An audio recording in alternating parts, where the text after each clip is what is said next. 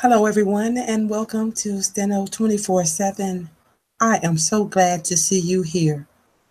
This is a dictation court reporting channel for stenographers and shorthand writers and pretty much anyone who wants to use these videos for whatever use you would like. But this channel was created for court reporters and shorthand writers.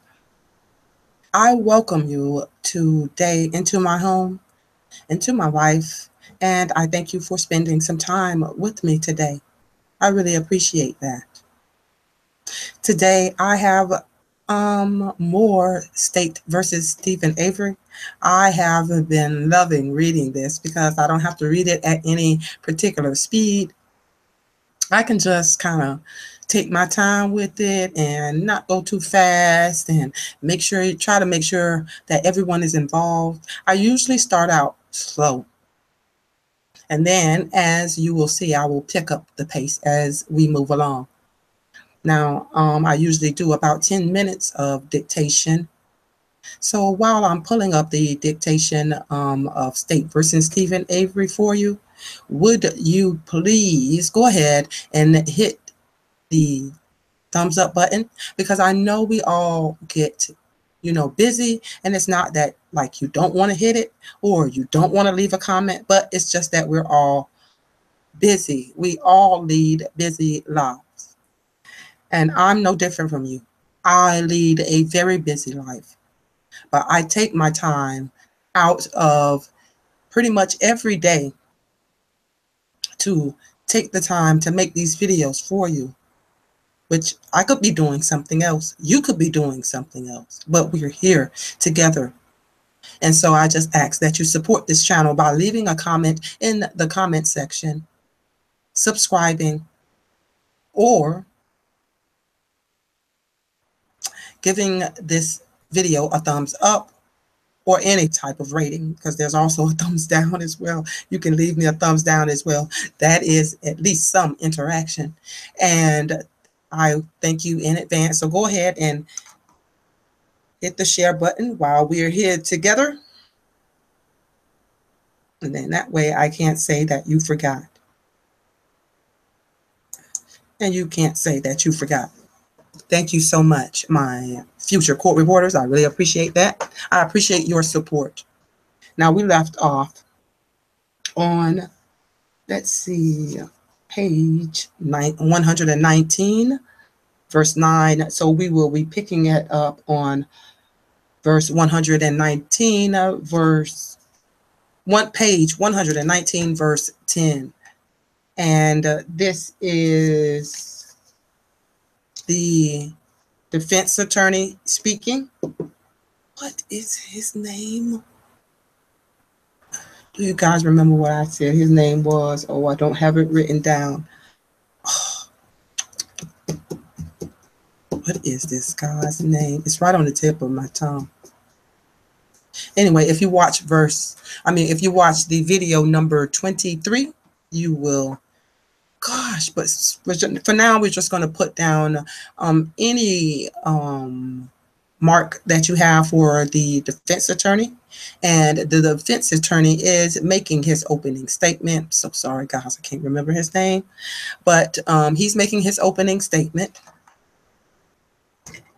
And we will continue with that.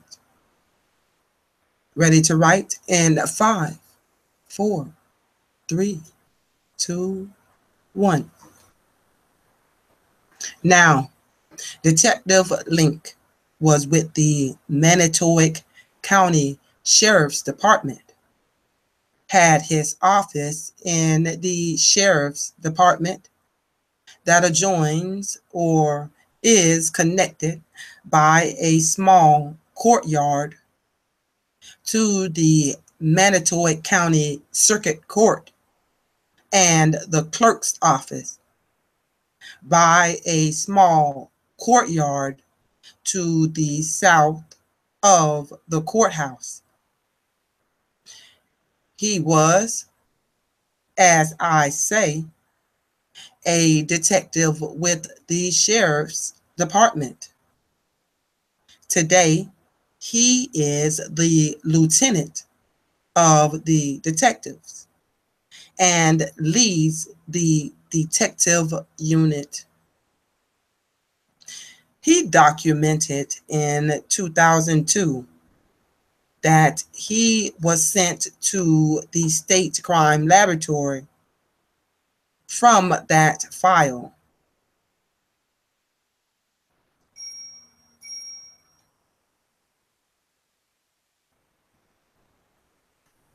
I apologize, I was on the wrong page. So let's stop right there. Let me get on the right page. Okay, I think I was on the wrong page. Sorry about that, guys. Didn't even notice it till I started reading.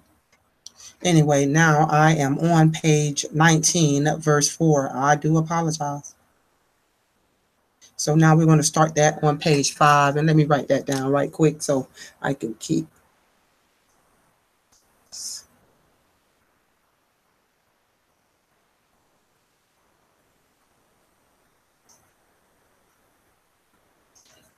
Okay. I do apologize. That is what happens when you're reading live. Just, mistakes happen. So we're going to move on. 119 verse 5, that is where we are starting. Ready? Let's write. By the end of that month, unfortunately, those depositions would begin to matter.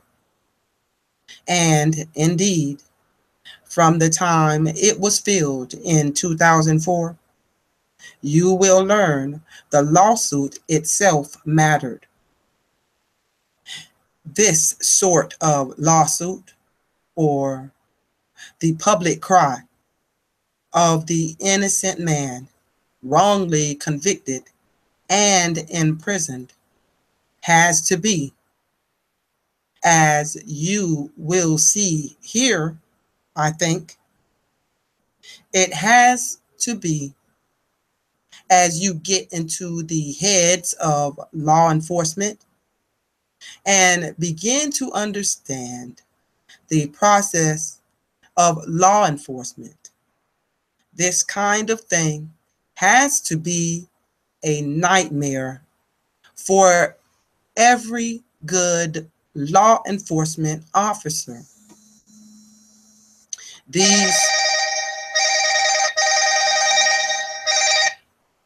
These folks do not want to put innocent people in prison. They want to put guilty people in prison. And when they get it wrong, when the whole system gets it wrong, there understandably are feelings of shame, of embarrassment, anger, humiliation, conflicting feelings about this.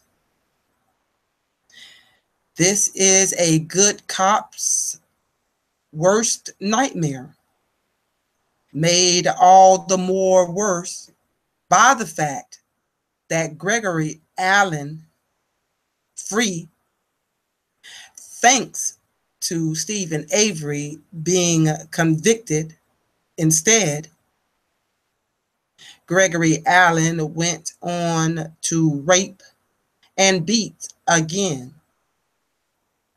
This lawsuit kindled real difficult emotions, and the focal point of those emotions, naturally, was the Manitowoc County Sheriff's Department, which had investigated the rape many years ago on the Manitowoc County beach. And so when October 31st, 2005, Halloween rolls along, Lieutenant Link and Sergeant Colburn not only have the lawsuit to contemplate, but now, within the last 3 weeks, have been made witnesses in it and their depositions taken. October 31st, 2005, began at the Avery Auto Salvage Yard, much as any workday would. This was a Monday. The yard was open. Not long after 8 in the morning, about 8:12 in the morning, Stephen Avery called Auto Trader down in, actually, I think in Hales Corner, Highway 100, down on the southwest side of Milwaukee, called Auto Trader, as he had done a number of times before, and said, "We need a photographer. We have a car for sale." Now, the car belonged to Barb Jandal, the van.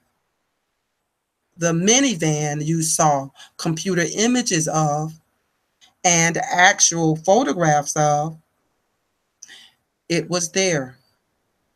It was hers.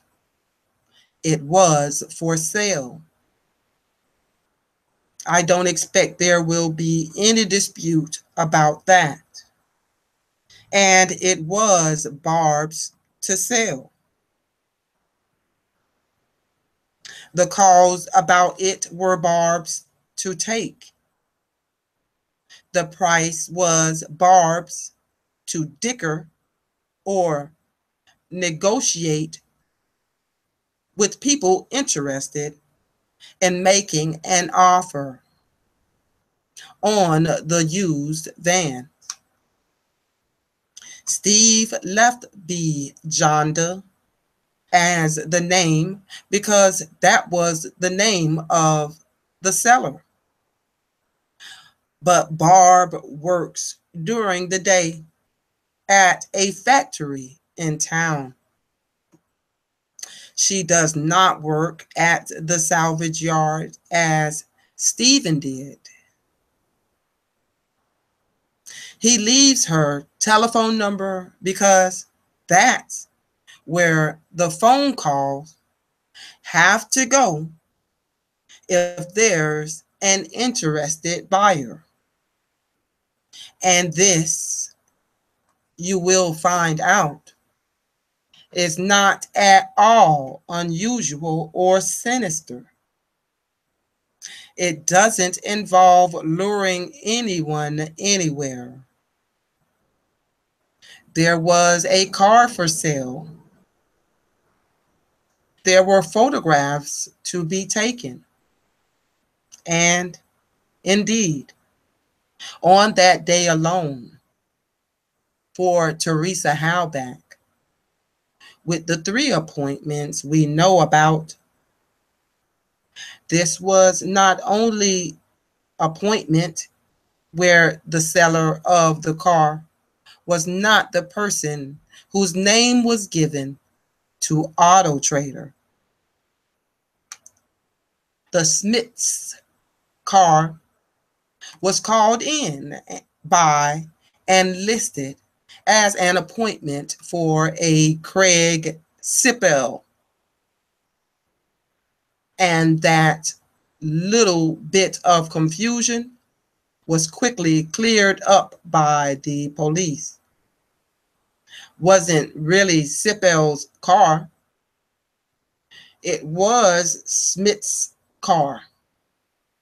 No big deal. But she thought she was going to see a Craig Sippel, not a Stephen Smith's. She thought that she was going to see A.B. Jonda, I suppose, not a Stephen Avery. But here's what she knew. She knew the address. Stephen gave the address. This is an address, as Mr. Kratz explained to you. And I agree, to which Teresa Halbach had been a number of times, probably about a half dozen, 5, 6, maybe more times, to take photographs of cars or the trailer for sale. For example, the photograph you saw. She knows the address. She knows where she's going. As you will see, this is not a surprise or a secret to her or to anyone else. And at 11:45 that morning, she called Barb Janda's phone number and evidently left a voicemail message saying that she would be able to get there that day, sometime after 2 o'clock. Now, this Manitowoc County area was Teresa's territory, so to speak, for Auto Trader. This was her freelance work, as I understand, not her main source of income. Her photography studio work, I think, probably was her passion, and that was a side job for a young photographer to generate some more money. She has a territory for Auto Trader. Stephen Avery wouldn't necessarily know what her territory is or whether she's the only photographer working it. And sometime close to 2:30, he's obviously getting fidgety. He makes 2 phone calls to her cell phone from his cell phone and uses the *67 feature. You will find out which, as I understand it, on Teresa's telephone, then no telephone number would come up. Come up is unavailable, or something like that, or blocked. But he is on his cell phone, and he may not want, not being entirely sure whose number he is calling. He may not want to be giving out his cell phone number. At least the second of those calls goes unanswered. And the time frame gets fuzzy here. Mr. Kratz said that it was late afternoon that Teresa arrived, and I'm inclined to agree with that, although it is difficult to nail down. But I think the best evidence you will hear is that although Teresa Halbach is in the neighborhood of the Zippers, who are really just, I don't know how far, but not too far down Highway 147, and then south towards Manitowoc a little bit. So they are in the general vicinity. And I think at about 2:15, she's near the Zipperers, trying to figure out exactly where she's going to get to the Zippers to take that photograph of their car. But I think the The best estimate we'll get out of the evidence of when she actually arrives at Avery Road, which is that gravel road that leads down towards first Barb Jander's trailer and then Stephen Avery's trailer, which you saw on the north edge of the 40-acre parcel. The best estimate of when she swings her Toyota down the gravel road is probably shortly before 3:30, probably not 2:45, as one of Barb Jander's sons, Bob Dassey, recalls it. Why do I say the best estimate? Because there is a school bus driver. Two of Barb Jander's boys, Brendan and Blaine, are still in Mishicot High School, and it's Monday, as I said, and they ride the school bus. And school schedules being what they are, of course, unless there is really terrible weather or something. School lets out at the exact same time every day. The bell rings and the kids run out the door. The bus is going to be leaving about the same time, and the bus driver will be driving the same route every day. So this bus driver, who's no relation to the Avery family or the Howbacks or anybody else for that matter, just happens to be the school bus driver. Her name is Lisa Bunchner.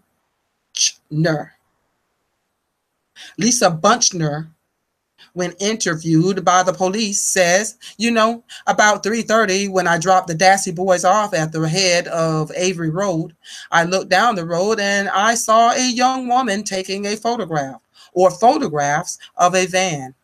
Now, Bunchner actually isn't sure when she's questioned about this, whether it's Monday, Tuesday, or Wednesday of that week. But Monday is the day that a young woman would have been taking a photograph of the van down near the end of Avery Road. So she's got a pretty good reason to have a good head on this time. She's going to know her route. This is something she's doing 5 days a week.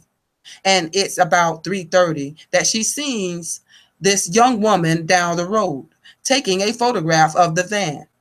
Teresa Howback does her business. And the way this works is the person selling the car then gives the photographer $40. The photographer makes out a receipt for the transaction, typically also offers the customer the current edition of the Auto Trader magazine, and leaves. And that's what Teresa Howback did.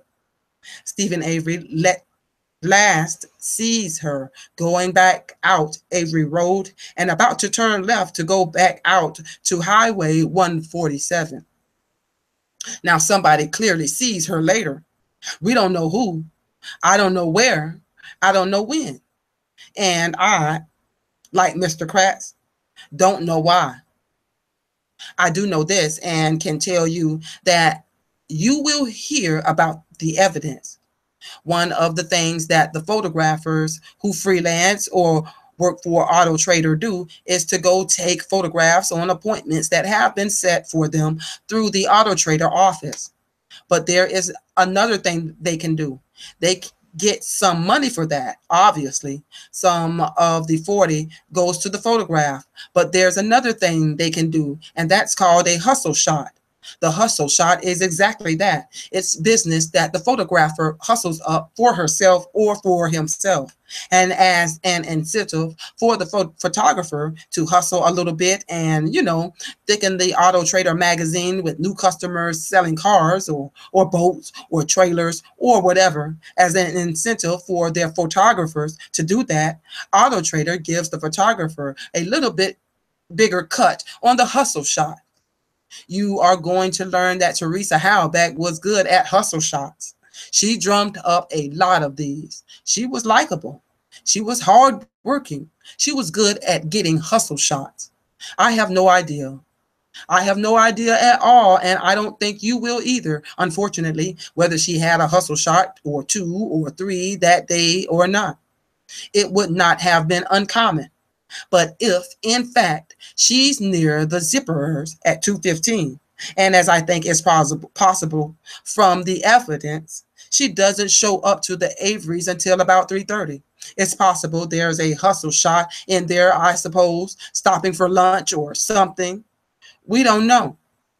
It's possible there are hustle shots that are not scheduled through Auto Trader after the Avery shot. Because after all, I mean, if we're at 3:30, there's a bit of daylight left in the working day, I suppose. But we don't know. What we do know is that someone sees her later, and Stephen Avery calls her later, as a matter of fact, from his cell phone. Again, he calls her cell phone at about 4:35 that afternoon. Why? Because he thought, I have got another car I would like to sell. I might as well, if she's still around, or if she can swing back, I might as well have her shoot that one too. But he doesn't get an answer from her, doesn't answer the phone when he calls at 4:35. He sticks around. And at that point, his girlfriend, Jody Stachowski, is in jail serving some time for a drunk driving conviction. She's in the Manitowoc County Jail. Jody, you will learn, calls Stephen regularly because she's in jail, and she has to call collect. And you can't call collect from a jail to a cell phone. I don't know if you can call collect to any cell phone from anywhere. But in any event, you can't call a cell phone from the jail, call and collect. So you have got to call a landline. So that's exactly what Jody Stachowski does. First, a little bit after 5:30 in the evening, she calls.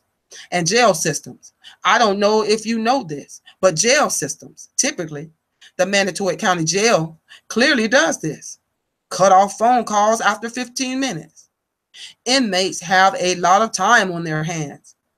Sometimes people aren't calling, don't. Sometimes people they are calling don't. So the call just ends at 15 minutes. So Jody calls about a little bit after 5:30 on the landline. And then she calls again just shortly before 9 p.m. And Stephen is home. Stephen answers the phone in his little red trailer there both times. And both of those conversations go 15 minutes, almost to the second. He tells her that he's been doing a little cleaning. He tells her that Brendan, his nephew, Brendan Dassey, is over. They hassle. There are inane conversations, honestly, but they are tape recorded because every phone call out of the jail is tape recorded. So we know they happened. All right, we went to page, went on through page 29. I wasn't planning on reading that much, but hey, we're gonna go ahead and get through it, right? So next time we'll pick up on page 130, verse number 1. Lord, I don't even know if I'm going to keep this video. I may delete it because I did not expect all the interruptions and all the phone calls, and I do apologize. From the heart, I apologize.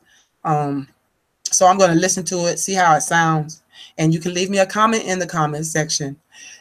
If you want me to delete this video, I will certainly do that and do another one over. And I'm going to listen to it. So if it happens to disappear, believe me, I will do it over. Thank you, everyone, for joining me this evening. I wish you so much success, and I wish you so much speed and lots of happy writing. And I will be seeing you at video number 25. We are now up to 25 videos on State versus Stephen Avery. So if you have not hit the thumbs up button, please do so now. And I'll see you later. Love you guys.